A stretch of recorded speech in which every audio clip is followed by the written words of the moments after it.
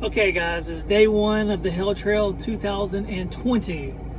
April the 12th, Sunday, Easter Sunday. We are actually going to be living on Easter Sunday. Looking forward to a 14-hour drive. No, I'm not. Heading out to Illinois. And we're going to be working on some pretty bad damage. Hopefully, it'll be at least a 5-week deal. It's kind of what I'm hoping for, minimum. Well, we'll keep you posted. This is what you gotta do. You gotta be able to travel on holidays, Mother's Days, miss those, all that crap, which sucks. It's worth it.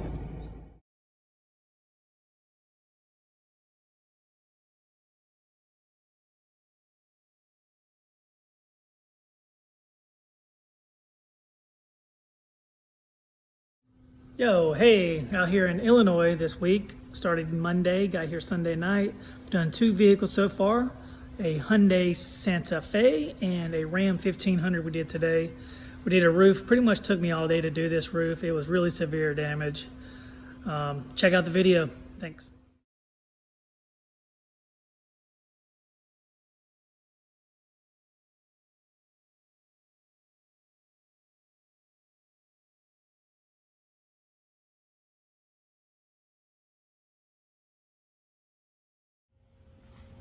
Hey guys, Sunday morning, April 19th, 8th day on the Hill Trail. It's around 9:15 in the morning. We're out here at our body shop and everything's been going absolutely pretty much unicorn very well since Monday morning when we got here. They gave us a key to the shop, allowing us to come in as early as we'd like and stay as late as we'd like. And I've worked Monday through Saturday and it's been great. We've done, I think, 5 or 6 cars we finished, trucks, 1 car, and it's been great. We fixed pretty much every single panel except for majority of the hoods. We've just been replacing those because it's cheaper to replace the hood than to actually repair it. So that's a factor you got to put into play when doing hail is the cost of replacement versus the cost of repair. Whichever one's cheaper is usually what the insurance is going to pay for, unless you want to repair the hood at replacement costs or whatever panel. You can do that. You just gotta let the body shop and insurance know, and they'll usually say, yeah, just fix it. We'll pay you to fix it. Same as replacement, which is awesome. If you have questions about that, we can go into deeper on that on another episode if that's something you'd like to hear about. But yeah, everything's going great. You know you're at a great spot when you have food, great restaurants nearby, shops close to your hotel. Hotel is priced fairly, and I think it's only priced fairly because of the COVID-19 going on right now, which is kind of a benefit, I guess you can say. Yeah. Can never be mad about that. No.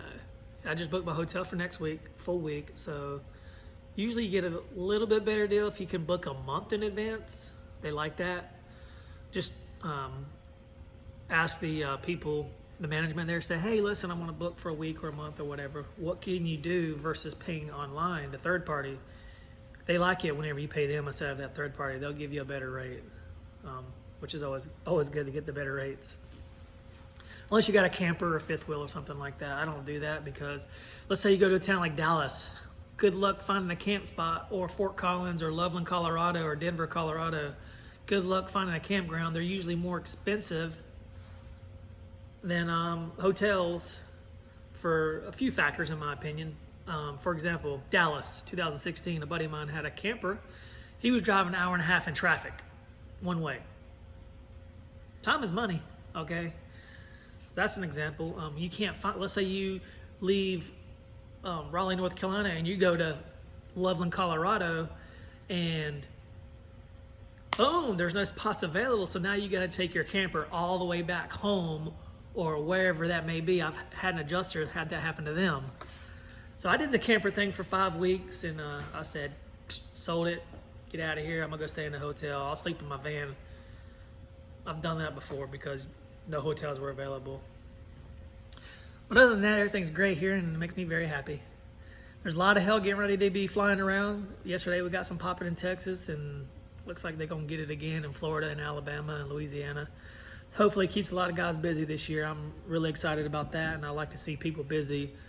And because when people are busy, I think prices are usually better as far as percentages in shop rents at body shops, because sometimes people like to get exploited, especially dealerships. They'll do that. I actually heard yesterday that dealerships are have done a 20-80 split. Dealership gets 80% and the PDR techs get 20%. Well, actually the broker, that's just how it goes. But yeah, looking forward to it. Everything's going well. If you guys have any questions or anything as far as like processes or whatever you have questions about, hell, let me know. Leave me a comment and I'll make a video about it, explaining it in thorough detail to best answer your questions. Thanks, guys.